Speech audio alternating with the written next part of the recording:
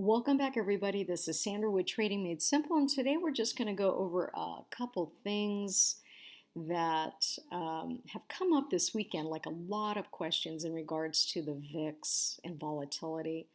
And I just wanted to go over a couple tips. Um, when we talk about the VIX is actually a fear gauge in the market, and that's what they call it. The VIX has its own chart that you can take a look at. You can utilize, all the technical indicators, etc., to help you gauge whether the VIX is going to be going up or down. But as you can see, the VIX is at 27.75. So when the VIX is over 20, that means that there's going to be a very volatile market. We are in a very volatile market. Volatility just means, how quickly movement is. So, we've been in a bull market for a really long time, and everyone's been buying the dips, and that's been great. But the market's changed now, and so if you've never experienced this type of market, then you're probably kind of confused, and I could see why. Our movements are very, very quick. We go down in a jiffy, and then all of a sudden we're going up. And you might be thinking, oh, okay, we're going up, so things are changing. But no, things are not changing. All the people that were betting on the downside are closing their positions to take a profit. And when that happens, it drives the price up. That's what's happening. So when you're getting into these positions, whether it be scalping or swing trading, they're short-lived because the volatility, right, is whipping you back and forth.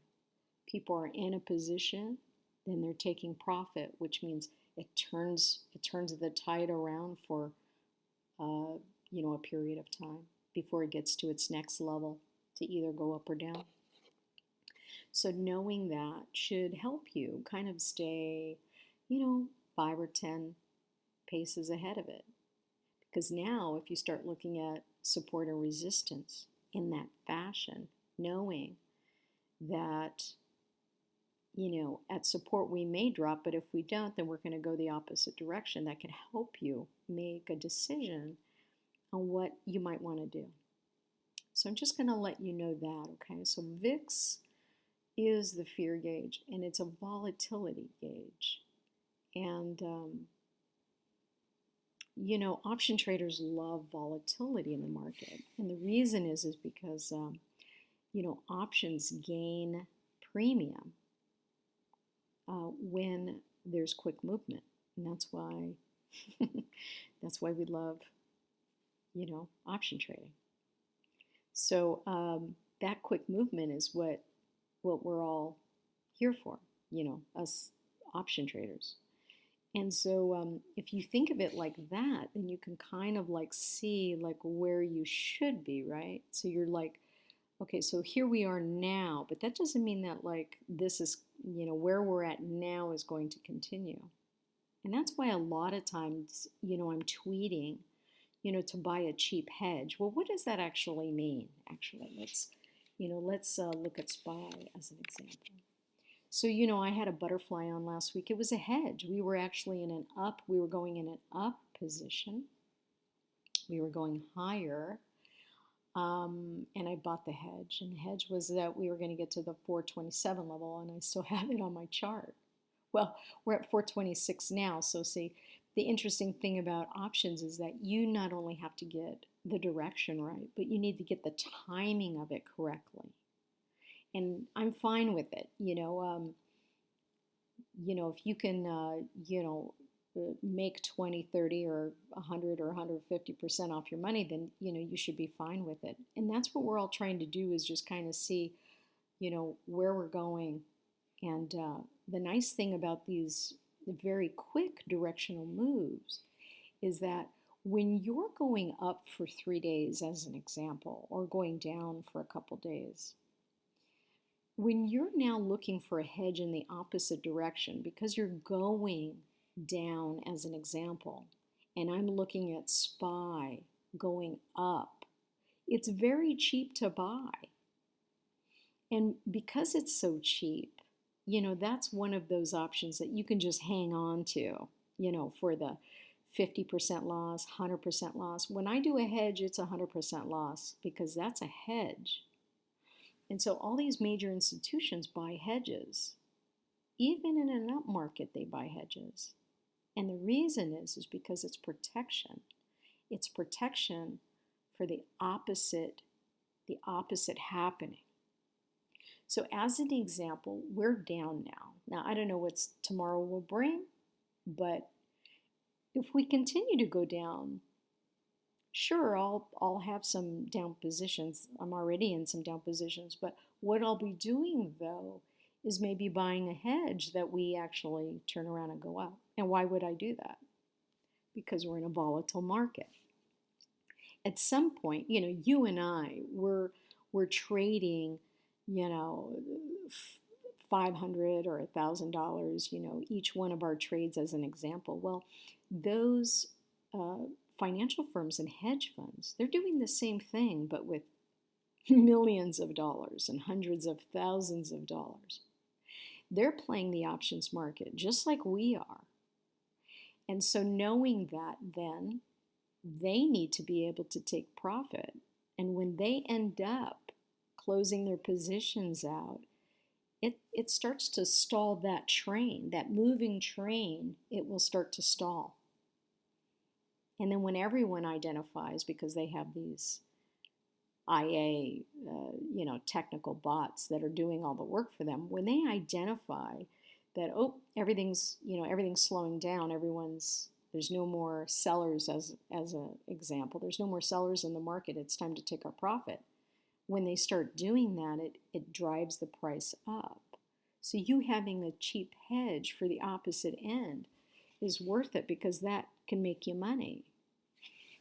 So that little hedge that I bought, ended up being 150% profit as an example. And so that you can then think about that. And I guess I'm just trying to get your thoughts like that in this type of volatile market. So when the market is going down for a couple days in one direction, just know at some point it needs to turn around because all those institutions need to cash out. They not cash out like I'm out of the market, just close those positions to take their profit. They need to take their profit just like we do. So that's number one. Number two is, if you're willing to take profit at 20, 30%, why wouldn't you be willing to cut your losses at the same level? Unless it's a hedge, because a hedge is cheap, the hedge is for the whole purpose of it turning around and going, against the grain. But I just want you to think about your normal positions that you're getting into. If you're getting into an intraday trade or a swing trade, if you got the direction wrong, I would just suggest to you that if you're willing to take profit at 25 or 30, I would say please be willing to cut your loss at 25 or 30, because the quicker you do it, the quicker you could be in a trade that's actually working. All right, and then what was the other thing I wanted to say? So the other thing was, the indicators. So everyone's been asking, so when I do a video about an indicator or an EMA crossing, something to this effect, I just want you to know that whatever's working for me may not work for you.